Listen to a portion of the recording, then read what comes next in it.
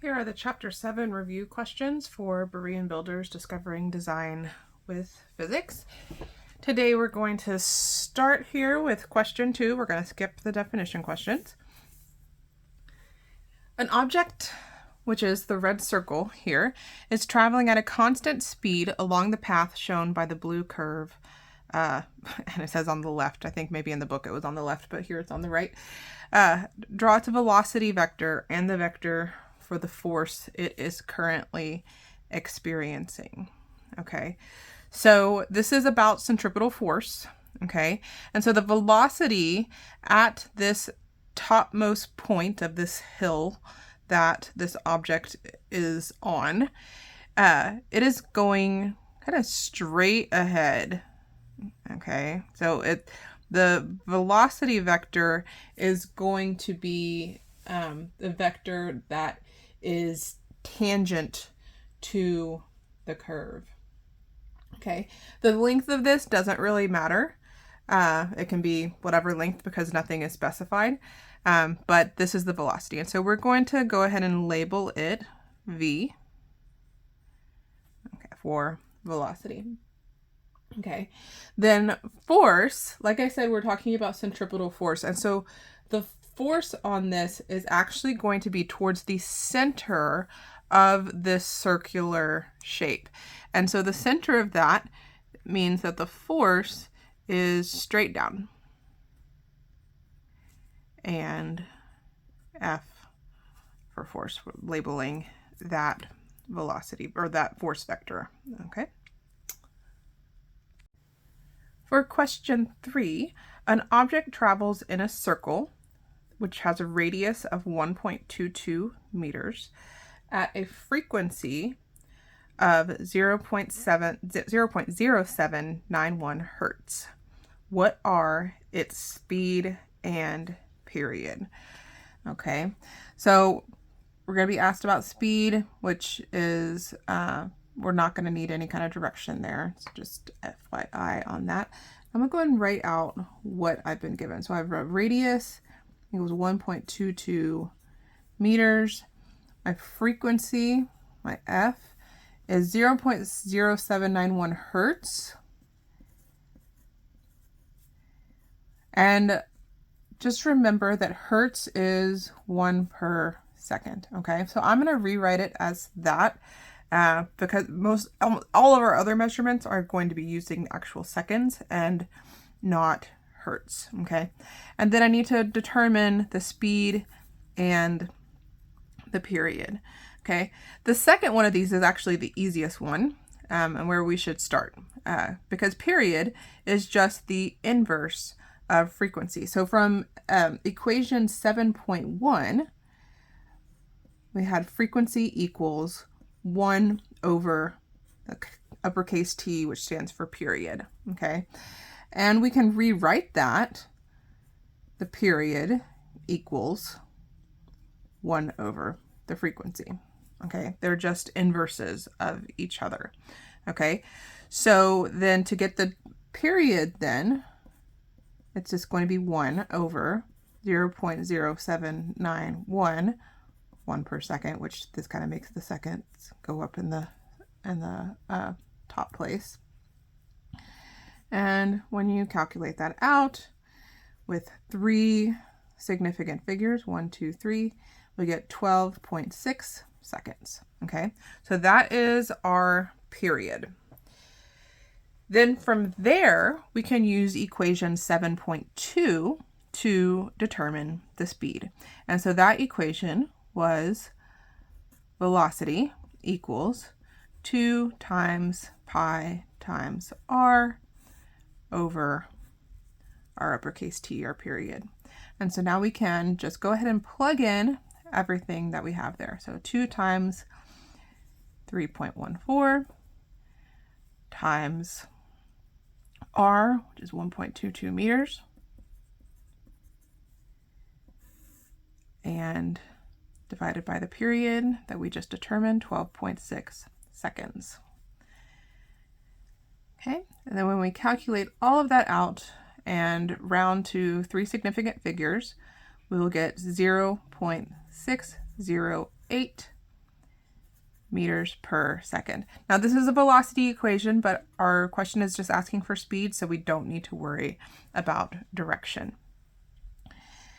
So our final answer is the speed is 0.608 meters per second, and the, oops, I'm about to put velocity, the period is 12.6 seconds.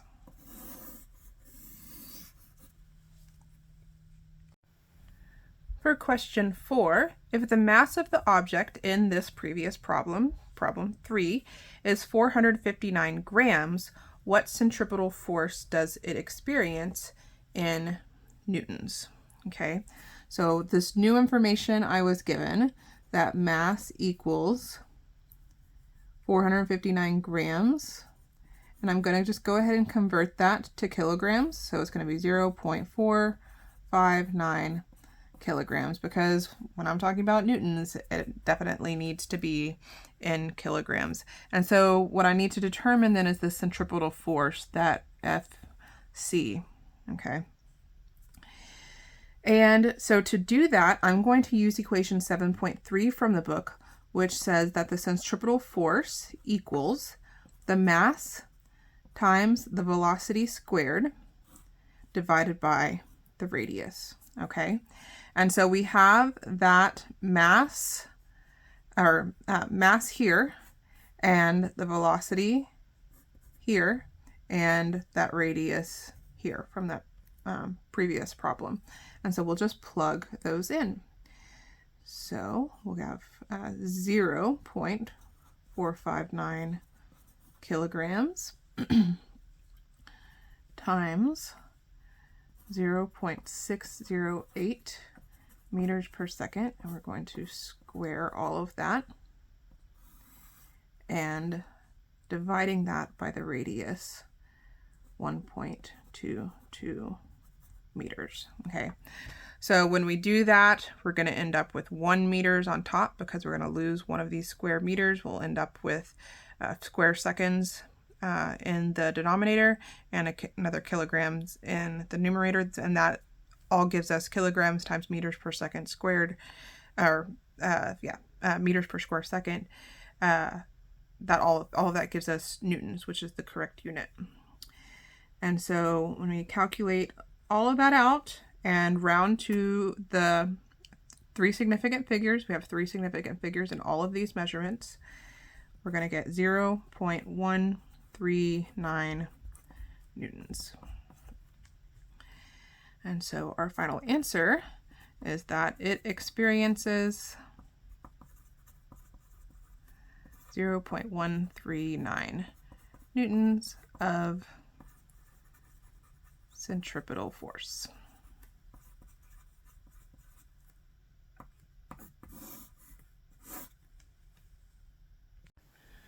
For question 5, a 25-gram object in uniform circular motion experiences a centripetal force of 15.8 newtons. If the radius of the circle is 73.2 centimeters, what is its speed? And then what is its period? So we have 2 parts here, speed and period, that we need to make sure we answer. And let's go ahead and write out what we know. So we have a mass, which is 25 grams. We definitely know we need to convert that to kilograms. So 0.25 kilograms. We have centripetal force is 15.8 newtons. We have a radius of 73.2 centimeters, and we're going to need to convert that to meters. And so that's going to be 0.732 meters. Okay, and so we can once again use equation 7.3 to get one of these missing values, which is the speed. So in equation 7.3, we have the centripetal force equals mass times the squared velocity divided by the radius. And we have all of these things except for that squared velocity, and so we can use this to determine it. So let's plug everything in here. We have 15.8 newtons equals 0.025 kilograms for our mass and 0.732 meters for our radius. And so we'll just multiply both sides times 0.732 meters divided by 0.025 kilograms.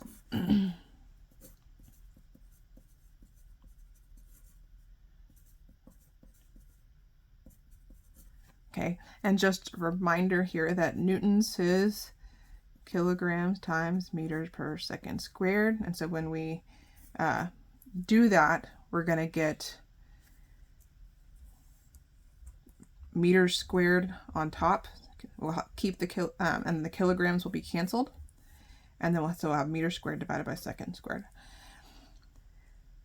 And so with that, we get 463 meters squared per second squared equals our velocity squared. Take the square root of both sides. And I'll point out here, this is only two significant figures in the mass, but I'm not rounding yet to two significant figures until I get to the end, because every single operation that I'm doing here is multiplication and division. And so we don't need to get to that two significant figures to round there until we get to the very end of this problem. And so I left this as 463 just to have more accuracy in my final value.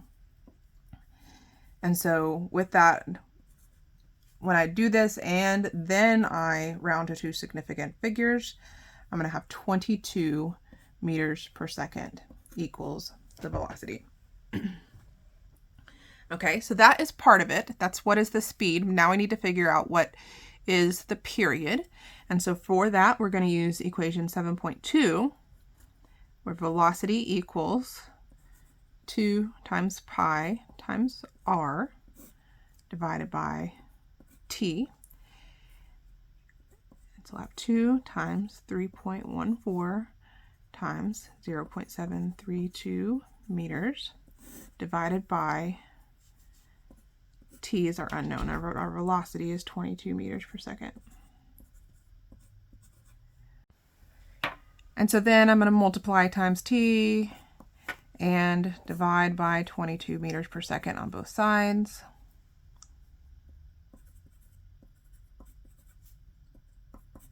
To cancel out that and get t equals this. And then calculating all of this out all at once and rounding to two significant figures, because I have two significant figures here for my velocity. I get t equals 0.21 seconds.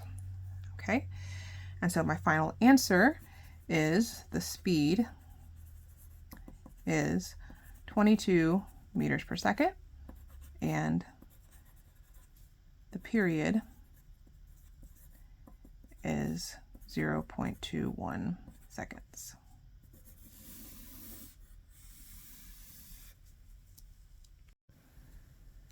For question 6, an object is traveling in a circle with a constant speed. If the speed is doubled, what happens to the centripetal force it experiences?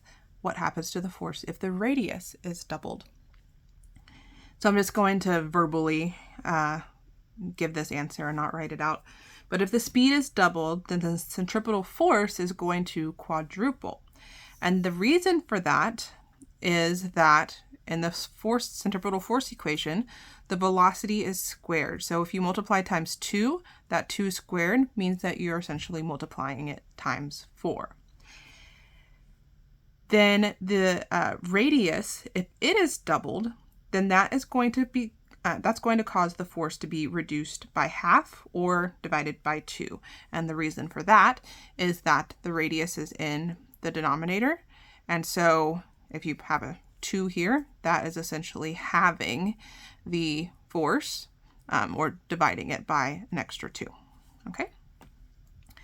For question 7, a 275-gram ball is attached to a thread that can withstand a tension of 4.5 newtons. If the ball is twirled on the string with a cotton constant speed of 2.34 meters per second, what is the minimum radius the string can have? So let's go ahead and write out the information that we're given.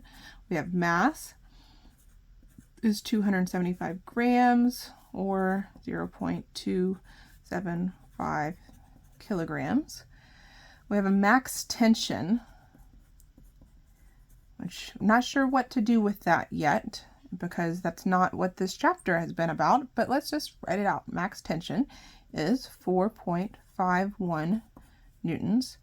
And then we have a constant speed, our velocity is 2.34 meters per second. And what we need to know is what the minimum radius is. So everything about this is telling me that it's about centripetal force, right?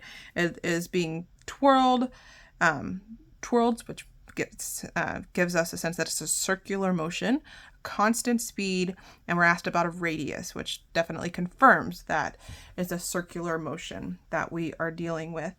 And so to figure out how to solve this, we just have to think this out a little bit.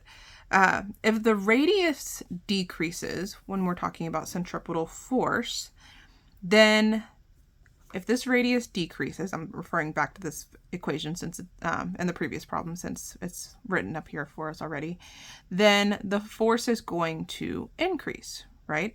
And so the lower the radius, the higher the force. Well, luckily we were given a maximum tension, which is the maximum force that this string can have. And so maximum force is directly related to the minimum radius. Okay, and so all we have to do then is use our centripetal force equation to determine the radius. So that force equation, just writing it out one more time for you, force equals mass times velocity squared divided by the radius. So let's rewrite that. I just move radius over to the left side. And so radius equals mass times velocity squared divided by the force. And so now we can just plug in all of these numbers and putting this maximum tension in for the centripetal force to determine what the minimum radius is going to be.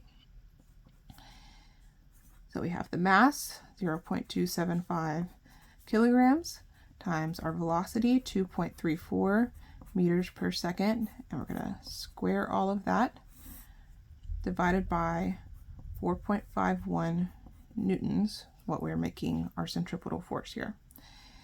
And so when we calculate all of that out and round it to 3 significant figures, we get a radius of 0.334 meters. And so our final answer is the minimum radius is 0.334 meters.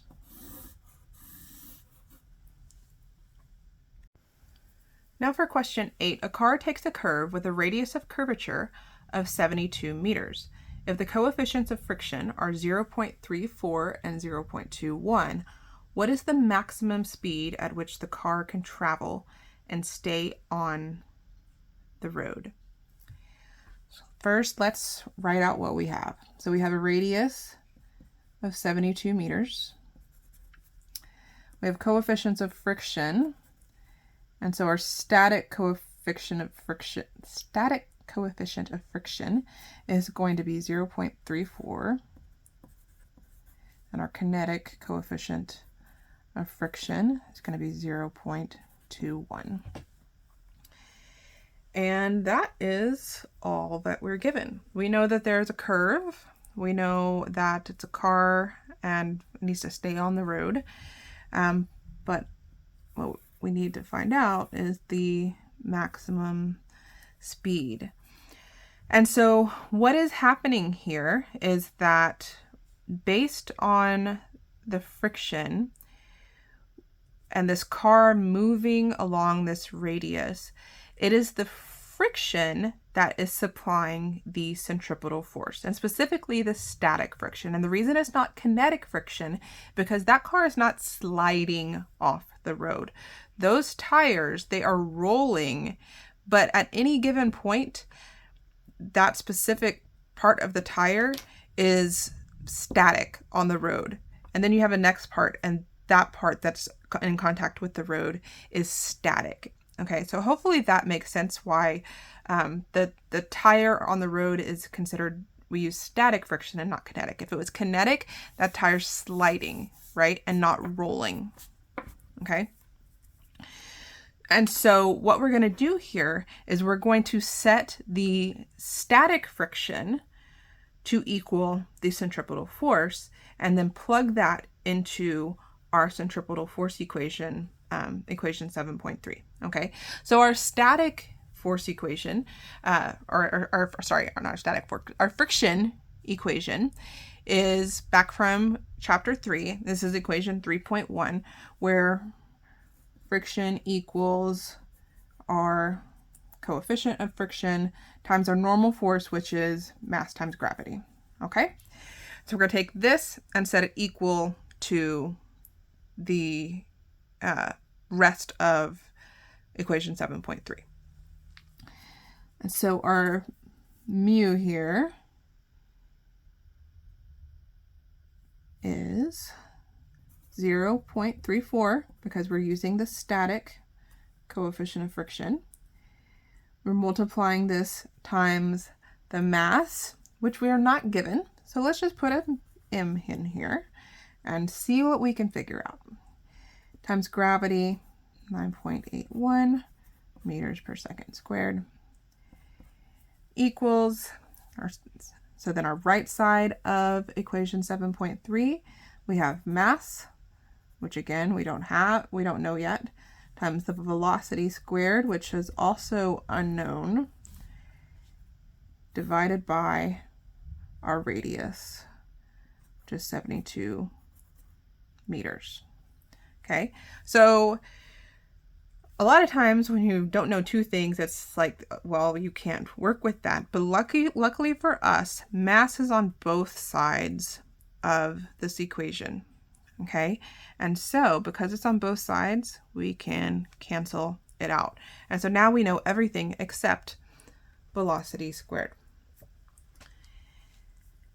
So we're going to multiply both sides times 72 meters.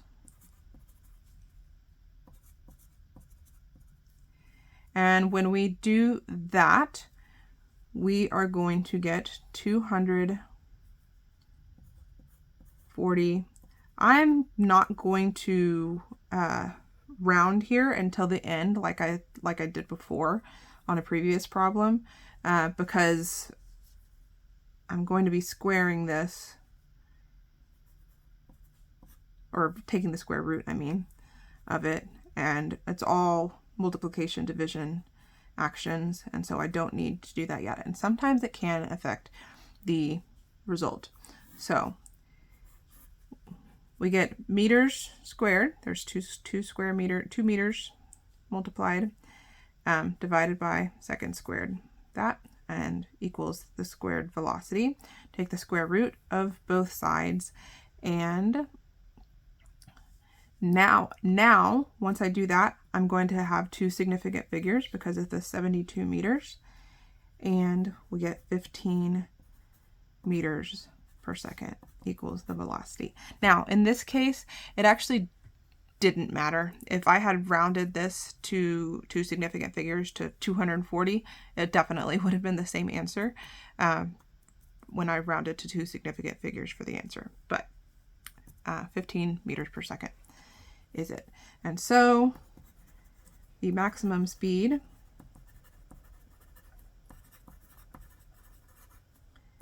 is 15 meters per second.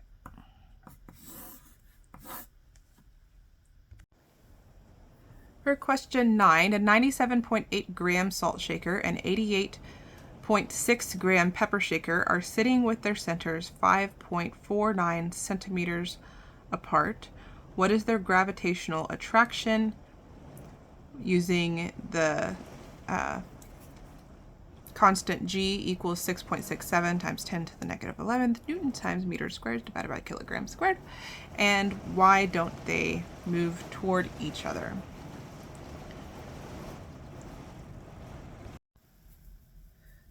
So normally with this question, I would write out all of the values that I've been given and label them, but there's not really a lot of space that this worksheet gave me to do that.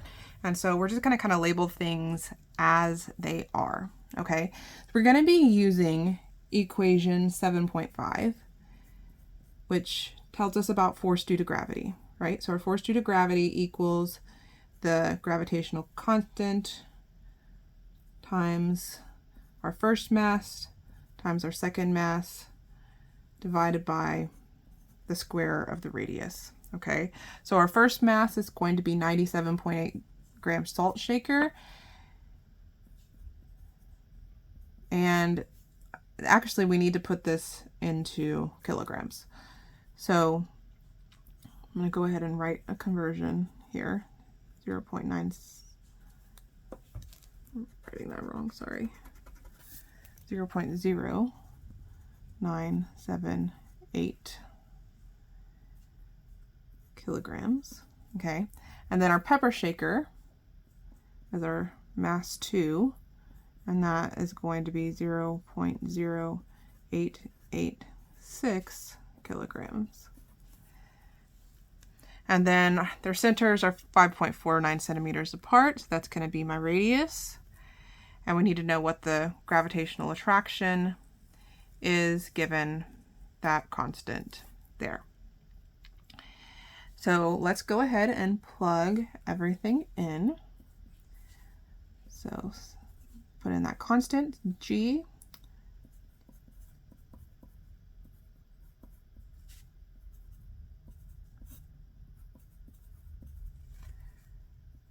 times our first mass, 0.0978 kilograms, times our second mass, 0.0886 kilograms, and then dividing all of that by our radius, which I didn't write the conversion, so this is in centimeters. I need to get this into meters. So it's going to be 0.0549 meters.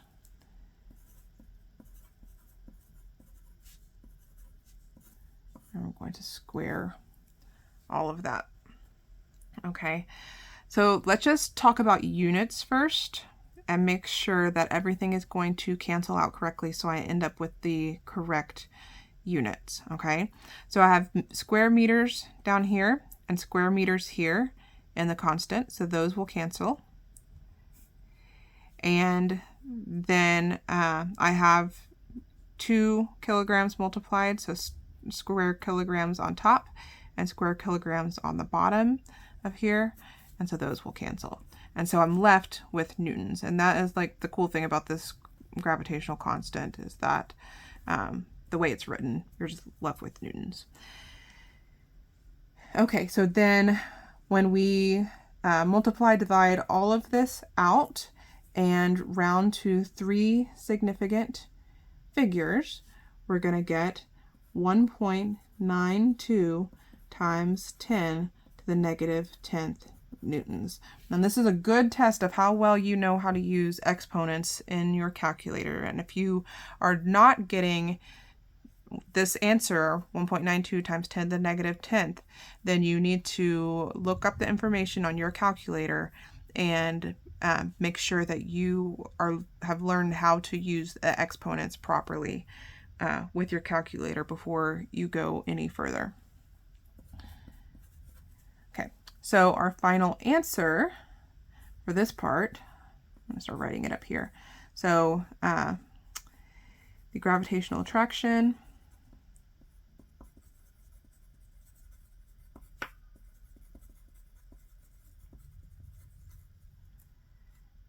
is 1.92 times 10 to the negative 10th newtons. Now, why don't they move towards each other? That's the second part of this problem. And why they don't move towards each other is because this gravitational force is extremely low, and the static friction between them is going to be much greater than that. Okay, so I'm not going to write out that second part just to save some time in this video, but the reason why is this gravitational force is extremely low, and the static friction between them is between them and the table that they're sitting on is much greater than the gravitational force between them. For question 10, the gravitational force between two objects is measured. If the mass of one object is tripled, what happens to the force? Then if the distance between their centers is tripled, what happens to the force? So this question is quite similar to the previous question that we had that was asking about what happens to the force in centripetal force equation. And then this question is asking the same kind of thing with gravitational force equations. So let's just look up here at this gravitational force equation. And so it says mass of one of the objects is tripled. Well, if the mass of one of these is tripled, then the force is also going to triple. However, if the radius, the distance between their centers, is tripled, then the gravitational force is going to decrease because we are increasing the number in the denominator, and it's going to be by a factor of 9, or you can say it's divided by 9 instead of saying decrease by a factor of 9. But if we have a 3 here, 3 squared equals 9, right? And so it's going to if the radius or the distance between their centers is tripled, then the force will decrease or be divided by a factor of 9. For question 11, I am not going to go over that question in this session because it is spelled out quite clearly in the book. And if you don't remember where you saw it, I would take a look at page 189. For question 12, an artificial satellite is put in orbit. If its speed is 4,920 meters per second, what is the radius of its orbit? The mass of the Earth is 5.97 times 10 to the 24th kilograms, and G equals this same number that we've already gone over. So what we need to do is know that when we're talking about orbits of satellites, we are dealing with both centripetal and gravitational force, and they are set equal to each other. But first, let's write out what we have. We have a velocity of 4,920 meters per second, or speed, but we're just going to label it velocity here. Then we have mass of the Earth is 5.97 times 10 to the 24th kilograms. And then we have our gravitational constant, and I'm not going to write that out. And we are setting our centripetal force to equal our gravitational force. So let's write out each of the opposite sides of those equations. So centripetal force equals mass times volume squared divided by radius, right? And gravitational force is our gravitational constant times, it would be the mass of the Earth times the mass of the satellite divided by the radius, and that is squared. Okay, now here actually, so the centripetal force, the mass that it's referring to is the mass of the object that is moving around the center, right? And so this is also going to be the mass of the satellite. And so we can cancel out a few things here and automatically make this new equation simpler, right? We have mass of the satellite on both sides, and so those cancel out.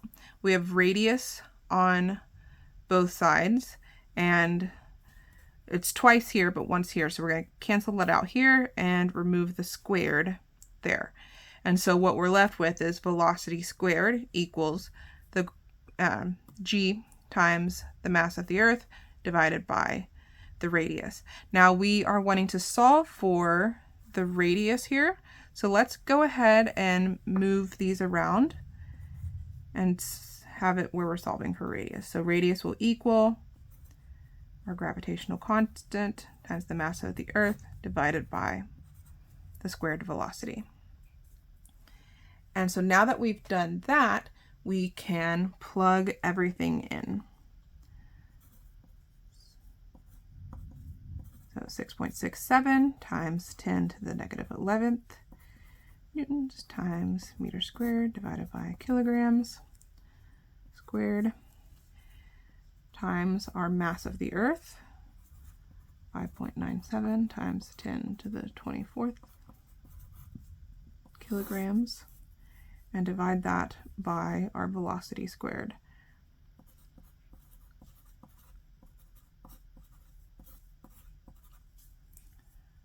Okay.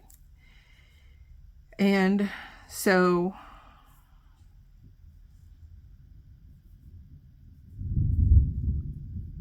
what that is going to give us then, let's talk about units real quick first. So we have meters squared up at the top here, meters squared at the top here. That's going to cancel. We have seconds squared at the bottom here, but not up here. And likewise, we have kilograms squared here, but only 1 kilograms here. And so you might be thinking, oh no, the units are not going to work out correctly. But remember that we're going to end up with radius. And so let's take this newtons and break it out. So we have kilograms times meters per second squared. Okay. And so now things are going to be able to cancel more correctly. So now we have kilograms squared on the bottom here, and we have 2 kilograms on top. So those will cancel. We have seconds squared on the bottom here, and seconds squared on the bottom here. So those will cancel, and we are left with meters. So despite it at first looking like, wait, these units aren't working right, as long as you think, oh wait, newtons, I can break it out, and then go through and check and cancel correct units, you'll realize that you've gotten this written out correctly. Okay, so when we then calculate all of this out and we are rounding to 3 significant figures, we're going to get radius equals 1.65 times 10 to the 7th meters. And so just writing it out, the radius is 1.65 times 10 to the 7th meters. For question 13, Titan, a natural satellite of Saturn, has a period of 15.9 days and an orbital radius of 1.22 times 10 to the 9th meters. What is the mass of Saturn? So let's write out what we have here. Our period equals 15.9 days. Now, nothing that we have done so far has been in days, and so that gives you probably a pretty good guess that we're going to need to convert this to seconds. So, and indeed, that's what we're going to have to do. So let's do that first before we go any further. So 15.9 days times 24 hours per day times 3,600 seconds per hour. We'll have days cancel, hours cancel, we'll be left with seconds, and you get 1,370,000 seconds. Okay. And so now that we have that, then we'll have radius equals 1.22 times 10 to the 9th meters. And that is all we have. Now, I'm going to kind of fast forward and steal something that we just worked out, okay? When we make centripetal force and gravitational force equal, we get these two equations equal to, set these two equations equal to each other, and the mass of the satellite gets canceled out, and one of the radiuses get canceled out, and you end up with velocity equals that gravitational constant times mass of the Earth, or in this case, it would be Saturn, divided by the radius. Okay, so let's just write that out. V squared equals G times mass, in this case of Saturn, the planet that the satellite is orbiting around, divided by the radius. Okay. And yes, this isn't going to, we're not going to quite be able to do this yet, but this gets us there. So here we are missing two things. We're missing the mass of Saturn, which is what we're ultimately trying to figure out. We're also missing the velocity. So now we need to figure out the velocity.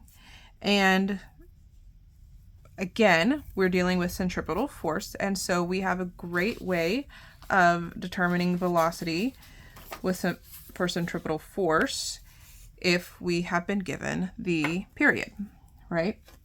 And so that is our equation 7.2 from this chapter. Velocity equals 2 times pi times r divided by the period, right? So that's going to be 2 times 3.14 times our radius, 1.22 times 10 to the 9th meters, divided by our period, 1,370,000 seconds. And so our velocity for this is going to be 5.60 times 10 to the 3rd meters per second. Okay, so we knew we were going to need to use our force equation for gravity and centripetal force merged.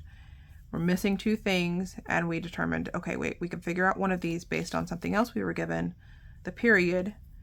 And so plugging the period into the velocity equation when there's centripetal force going on, we get our velocity. And so now we can plug this in here. First, let's rewrite this. I like to rewrite equations first before I work them if I remember to do it. And so we're gonna multiply this velocity times the radius and divide it by that gravitational constant, and that's going to give us the mass of Saturn. And now we can plug it in. So 5.60 times 10 to the 3rd meters per second, all of that squared, times our radius, 1.22 times 10 to the 9th meters, divided by 6.67 times 10 to the negative 11th newtons times meters squared divided by kilograms squared. Okay, so now looking at units, I'm wanting to have mass, so kilograms as my final value. Okay, I have meters squared up top here once and here once, and then another extra meters here. So I'm going to need to break out this newtons again, right? So kilograms times meters per second squared. I know this is messy, but okay. So now I have meters 3 times. 1, 2, 3, 1, 2, 3. Second squared up top here, second squared up top here, those cancel.